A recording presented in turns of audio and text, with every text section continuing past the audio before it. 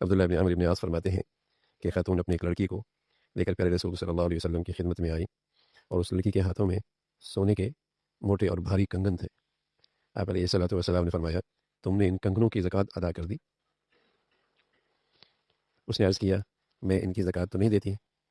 آپ علیہ الصلوۃ والسلام نے فرمایا، تو کیا تمہاری یہ بات خوشی کی ہوگی کہ اللہ تعالیٰ تمہیں ان کنگنوں کی زکوٰۃ نہ دینے کی وجہ سے قیامت کے دن آگ کے کنگن پہنائے؟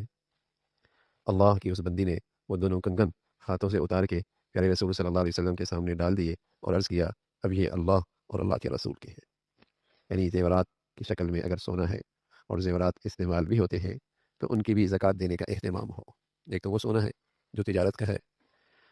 تو جس طرح دیگر تجارتی چیزوں پر جب وہ ایک خاص مقدار پر جس میں زکوٰۃ فرض ہوتی ہے، اس مقدار کی اگر وہ تجارتی سامان ہے تو ان تجارتی مالوں پر بھی زکوٰۃ ہے۔ لیکن سونا اور چاندی چاہے وہ تجارت کے لیے ہوں، چاہے وہ گھر میں بچیوں کے لیے رکھی ہوئی ہوں، چاہے وہ بطور زیورات کے استعمال ہوتی ہوں، کسی بھی شکل میں آدمی کی ملکیت میں ہے تو ان پر زکوٰۃ ہے۔ پیارے رسول صلی اللہ علیہ وسلم نے بھی یہاں اسی کی تلقین فرمائی کہ یہ تو ایک اچھی بات نہیں ہے کہ تم نے زکوٰۃ اس کی ادا نہیں کی، اس پہ تو اللہ کی بڑی ناراضگی ہے، اور کل قیامت میں اس کی ناراضگی کی یہ شکل پیدا ہوگی۔ تو وہ بچی فوراً اس طرف جو ہے اسے فکر ہوئی تو اس کا تذکرہ فرمایا۔ حضرت ام سلمہ رضی اللہ تعالیٰ عنہ فرماتی ہیں کہ میں سونے کے اوضاح زیور کا ایک خاص نام ہے، پہنتی تھی۔ میں نے ان کے بارے میں آپ علیہ الصلوۃ والسلام سے عرض کیا، یا رسول اللہ، کیا یہ بھی اس کنز میں داخل ہے؟ کنز والذین یکنزون الذهب یکنزون، کنز جس پر سورہ توبہ میں جس کنز پر وعید آئی ہے، کیا یہ بھی اس میں داخل ہے جو میں نے یہ پہنا ہوا ہے؟ جس پر اللہ تعالیٰ نے فرمایا کہ جو لوگ کنز کو اکٹھا کرتے ہیں، سونا چاندی کو جمع کرتے ہیں، ان کے لیے عذاب ہے، کیا یہ میرا پہنا ہوا یہ بھی اس میں داخل ہے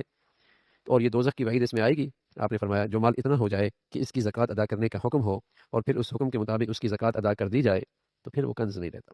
پھر اس وعید میں نہیں رہتا۔ اگر تم نے اس کی زکوٰۃ دے دی تو پھر ٹھیک ہے، تم اسے استعمال کر سکتی ہو اور اس کو استعمال کرنے میں کوئی حرج نہیں ہے، پھر یہ وعید اس کے لیے نہیں ہے، یہ تو وعید اس مال کے لیے ہے اور ایسے سونے چاندی کے لیے ہے جو جسے کہیں کہ جس پر زکوٰۃ کا حکم ہو اور اس پہ زکوٰۃ فرض ہو اور پھر بھی آدمی زکوٰۃ ادا نہ کرے، تو اس کے بارے میں قرآن میں ہے، والذین یکنزون الذهب والفضة ولا ينفقونها في سبيل الله فبشرهم بعذاب علیم۔ جو سونا اور چاندی کو اکٹھا کرتے ہیں اور اس کو اللہ کے راستے میں خرچ نہیں کرتے، ان کے لیے دردناک عذاب ہے۔ یہ ان لوگوں کے لیے ہے جو زکوٰۃ ادا نہیں کرتے، اور جو زکوٰۃ ادا کرتے ہیں تو اس میں پھر کوئی حرج نہیں ہے،